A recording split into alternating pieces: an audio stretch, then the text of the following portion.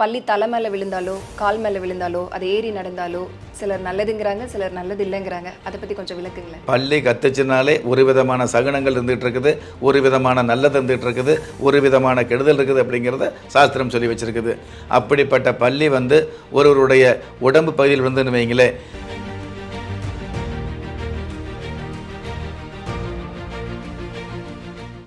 வணக்கம் நேயர்களே, ராஜயோகம் டிவி ஆன்மீக தகவல் நிகழ்ச்சியில் உங்கள் எல்லாரையும் சந்திப்பதில் ரொம்ப மகிழ்ச்சி. இந்த ஆன்மீக தகவல் நிகழ்ச்சியில் ஒவ்வொரு நாளும் புது புது தகவல்களை நம்ம தெரிஞ்சுட்டு வரோம். அந்த வகையில் இன்னைக்கான தகவலை தெரிஞ்சுக்கிறதுக்கு முன்னாடி நம்ம ராஜயோகம் டாக்டர் கே ராம் சார் அவர்களை வரவேற்கலாம். வணக்கம் சார். வணக்கம் சார். பொதுவாக எல்லா வீடுகள்லையுமே பள்ளி இருக்கும்.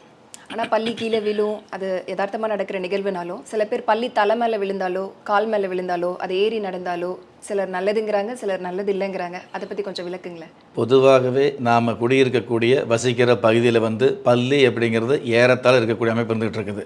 அந்த காலத்தில் பள்ளி அப்படிங்கிறது அதிகமாக இருந்துகிட்டு இருந்தால் கூட தற்சமே அதாவது ரசாயன சம்மந்தப்பட்ட மருந்துகளை உபயோகம் செய்கிறதுனால பள்ளியினுடைய எண்ணிக்கை குறைவாக இருக்குது அப்படிங்கிற விஷயமும் யதார்த்தமாக இருந்துகிட்டு இருக்குது. எது எப்படி இருந்தாலும் இந்த உலகத்தில் மனுஷன் பேசினால் கூட, மனுஷன் கத்தினால் கூட அதற்கு அதாவது செவி சாய்க்காத இந்த உலகம் பள்ளி கத்துச்சுன்னு வைங்களே, அந்த பள்ளி சயனம் சொல்லிச்சு அப்படின்னா எந்த ஒரு மனுஷாலாக இருந்தாலும் நம்ம நமக்கு அறியாமையே ஒரு நமஸ்காரம் பண்ணிக்குவோம். சாதாரணமாக பள்ளி கத்துனா கூட அது பசிக்காக கத்துதா, அல்லது வேறு விஷயத்துக்காக கத்துதா, அல்லது ஆபத்துக்காக கத்துதா, ஒரு விஷயத்தை கேட்கறதுக்காக கத்துதா அப்படிங்கிறத விட பொதுவாகவே பள்ளி கத்துனால் ஏதாவது ஒரு வகையில் நமக்கு நல்லது அல்லது கெடுதல் அப்படிங்கிற விஷயத்தை மனுஷாளுக்கு உணர்த்துகிற அளவுக்கு ஒவ்வொரு மனுஷாலுமே, அதாவது விஷயம் தெரிஞ்ச எல்லா மனுஷாலுமே ஒரு பள்ளி கத்தும் பொழுது நமஸ்காரம் பண்ணக்கூடிய அமைப்பை வச்சுருப்பாங்க. அதனால தான் பள்ளி பேசுகிற அந்த கத்தலுக்கு கத்தல் அப்படிங்கிற விஷயத்தை சொல்லாமல் சைனம் அப்படிங்கிற விஷயத்தை சாஸ்திரம் சொல்லி வச்சுருக்குது. இந்த மாதிரி சகுன சாஸ்திரப்படி பள்ளி கத்துச்சுனாலே ஒரு விதமான சகுனங்கள் இருந்துகிட்டு இருக்குது, ஒரு விதமான நல்லது இருந்துகிட்டு இருக்குது, ஒரு விதமான கெடுதல் இருக்குது அப்படிங்கிறத சாஸ்திரம் சொல்லி வச்சுருக்குது. அப்படிப்பட்ட பள்ளி ஒருவருடைய உடம்பு பகுதியில் விழுந்துன்னு வைங்களே, பொதுவாகவே உடம்பில் ஒவ்வொரு பகுதியில் பள்ளி விழுகும்போது ஒவ்வொரு விதமான நட்பலனும் இருந்துகிட்டு இருக்குது, ஒவ்வொரு விதமான அசுப பலனும் இருந்துகிட்டு இருக்குது அப்படிங்கிறது யதார்த்தம். அந்த வகையில் உங்களுக்கு ஒவ்வொரு பகுதியில் பள்ளி விழுந்ததுனால் என்னென்ன பலன் அப்படின்னு சொல்லும் பொழுது உங்களுக்கு அவ்வளோ எளிதாக புரியாது. நிகழ்ச்சியை பார்க்குற பாக்கியவான்களுக்கு மிக மிக எளிதாக புரியணும் அப்படின்னா, நீங்கள் ஆண்களாக இருந்ததுன்னு வைங்களே, ஆண்களுடைய உடம்பில் வலது பக்கத்தில் பள்ளி விழுந்தால் அது நல்லதாக தான் இருந்துகிட்டு இருக்கும், நீங்கள் உறுதியாகவே நம்பலாம். உங்களுடைய உடல் பாகத்தில் பார்த்தீங்க அப்படின்னா வலது பக்கம் உடல் பக்கத்தை சரியாக பிரிச்சிங்க அப்படின்னா உங்களுடைய அந்த கழுத்து பகுதியிலிருந்து வலது பக்கம் பள்ளி விழுந்தது அப்படின்னா எந்த இடத்துல விழுந்தாலும் ஓரளவு நல்லதாக இருந்துகிட்டு இருக்கும், அல்லது கெடுதல் அப்படிங்கிறது குறைவாக தான் இருந்துகிட்டு இருக்கும். பெண்களை பொறுத்தளவுக்கு உங்களுடைய இடது புறமாக பள்ளி விழுந்தது அப்படின்னா அது ஓரளவு நல்லதாக இருந்துகிட்டு இருக்கும், அல்லது கெடுதல் இல்லாமல் இருக்குங்கிற விஷயத்தை சாஸ்திரம் சொல்லியிருக்குது. ஆனால் அதே பள்ளி உங்களுடைய உச்சந்தலையில் விழுந்ததுன்னு வைங்களே, ஆணாக இருந்தாலும் பெண்ணாக இருந்தாலும் உச்சந்தலையில் பள்ளி விழுந்தது அப்படின்னா கண்டம் அல்லது மரணம் அல்லது அவமானம் அப்படிங்கிற விஷயத்தை முன்கூட்டியே தெரிவிக்கக்கூடிய சகுனமாக தான் இருந்துகிட்டு இருக்குது. ஒன்று.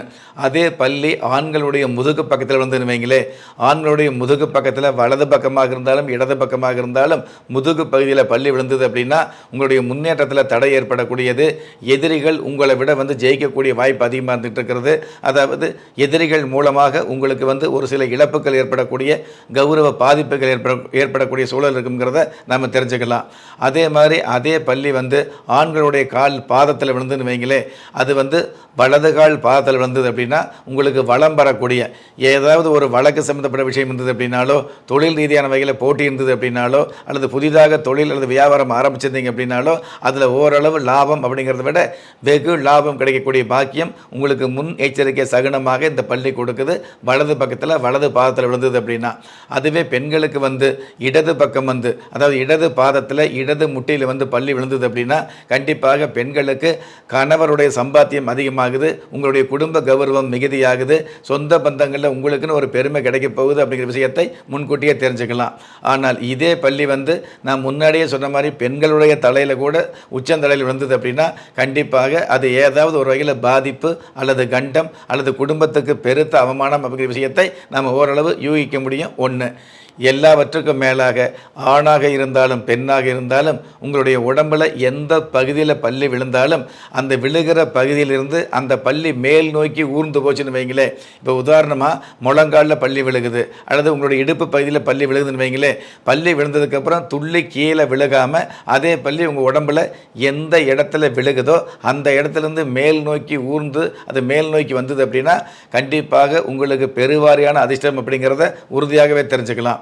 அது ஆணாக இருந்தாலும் பெண்ணாக இருந்தாலும் இடது பக்கமாக இருந்தாலும் வலது பக்கமாக இருந்தாலும் உங்களுடைய உடம்புல எந்த பகுதியில் பல்லி விழுந்தாலும் அந்த விழுந்த பகுதியிலிருந்து பல்லி மேல் நோக்கி ஊர்ந்து வந்தது அப்படின்னா உங்களுடைய வாழ்க்கையில் ஒரு பெரிய முன்னேற்றம் கிடைக்கிது. எந்த தகுதியில் இருந்துட்டு இருக்கிறீங்களோ அந்த தகுதிக்கு மேலான ஒரு தகுதியில் உங்களுக்கு தகுதி கிடைக்கக்கூடியது, பெருமை கிடைக்கக்கூடியது, கௌரவம் கிடைக்கக்கூடியது, காசு பண சேர்க்கைகள் அதிகமாகக்கூடியது. அல்லது இருக்கிற வீடு வாடகை வீடாகவே இருந்ததுன்னு வைங்களே, அந்த வாடகை வீட்டுக்கு சரியான வாடகை கொடுக்க முடியாமல் நீங்கள் கவலைப்பட்டுக்கிட்டு இருந்தால் கூட திடீரென்று சொந்த வீடு வாங்கக்கூடிய அளவுக்கு உபாயங்கள் அல்லது உதவிகள் அல்லது சகாயங்கள் அல்லது திடீர் வருமானங்கள் கிடைக்கக்கூடிய பாக்கியத்தை இந்த பள்ளி மேலிழந்த வாரியாக ஊர்ந்து வரும் பொழுது தெரிஞ்சுக்க முடியும்.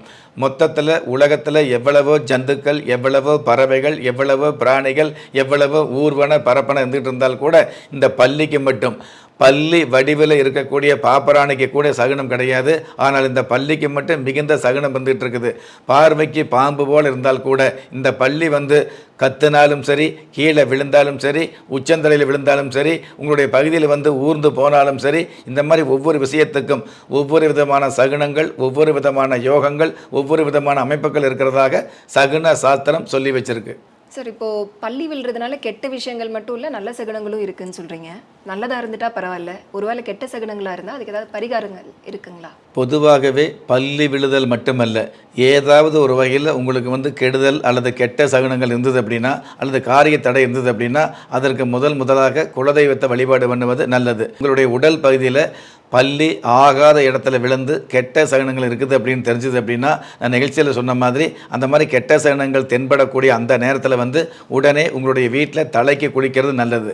உங்களுடைய பகுதியில் அதாவது உடல் பகுதியில் பள்ளி விழுந்து கீழ் நோக்கி போச்சு அப்படின்னாலே, உடல் பகுதியில் எந்த பகுதியில் பள்ளி விழுந்தாலும் கீழ் நோக்கி போச்சு அப்படின்னா அல்லது துள்ளி கீழே விழுந்தது அப்படின்னா உங்களுக்கு கெடுதல் அப்படிங்கிற விஷயத்தை நம்ம உறுதியாக தெரிஞ்சுக்க முடியும். அதே பள்ளி உடம்புல எந்த பகுதியில் விழுந்தாலும் மேல் நோக்கி ஊர்ந்து வரும்பொழுது நல்லதுன்னு சொல்லிக்கிறோம். அப்போ அந்த கீழ் நோக்கி போகும்பொழுது கெடுதல் அப்படிங்கிற விஷயத்தை நம்ம தெரிஞ்சுக்கும் பொழுது உடனடியாக உங்களுடைய வீட்டில் தலைக்கு குளிக்கிறது நல்லது. தலையோட தண்ணி ஊற்றி, அதாவது கழுத்து பகுதியோடு நம்ம குளிக்கிறோம் அப்படிங்கிறத விட தலைக்கு தண்ணி ஊற்றி குளிச்சுட்டு குலதெய்வத்தை நினச்சி ஒரு கற்பூரம் ஏற்றுறது அல்லது குலதெய்வத்தை நினச்சி ஒரு நமஸ்காரம் பண்ணுறது மிக மிக நல்லதாக இருந்துட்டு இருக்கும். குலதெய்வத்துடைய படம் வீட்டில் இல்லாமல் இருந்தால் கூட பிள்ளையார் படத்துக்கு முன்னாடியோ அல்லது முருகப்பெருமானுடைய படத்துக்கு முன்னாடி நின்று உங்களுடைய குலதெய்வத்தை நினச்சி நீங்கள் நமஸ்காரம் வச்சுக்கிறது ரொம்ப ரொம்ப இருந்துட்டு இருக்கும். அப்போ கூட வரக்கூடிய கெடுதல் அப்படிங்கிறது முன்கூட்டி தெரிஞ்சாலும் பரவாயில்ல, ஆனால் அந்த கெடுதலை தற்காத்து கொள்ளக்கூடிய குலதெய்வத்தையோ பிள்ளையாரையோ முருகப்பெருமானையோ வழிபாடு பண்ணும் பொழுது வரக்கூடிய கெடுதல் சம்பந்தப்பட்ட விஷயங்கள்லேருந்து நீங்கள் தவிர்க்க முடியும். அப்படிங்கிறத விட எந்த மாதிரியான கெடுதல் இருந்தாலும் அந்த கெடுதல் போன்ற விஷயங்களிலிருந்து உங்களை தற்காத்து கொள்ளக்கூடிய மிகப்பெரிய ஒரு அருமைகள், மிகப்பெரிய ஒரு அனுசரணைகள், மிகப்பெரிய ஒரு ஆசீர்வாதங்கள், மிகப்பெரிய அனுகிரகங்கள் உங்களுக்கு கிடைக்கும் அப்படிங்கிறது உண்மையான விதி.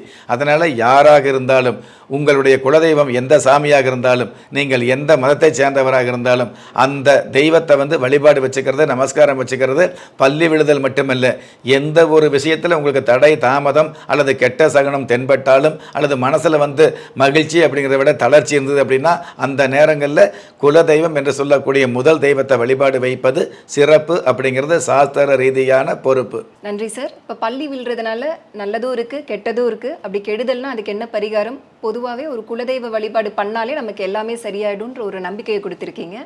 ரொம்ப நன்றி சார். நன்றி நேயர்களே, இன்றைய நிகழ்ச்சி உங்களுக்கு ரொம்பவே பயனுள்ளதாக இருக்கும் நம்புகிறோம். இதே மாதிரி புதுமையான ஆன்மீக தகவலுடன் அடுத்த நிகழ்ச்சியில் சந்திக்கிறோம். நன்றி.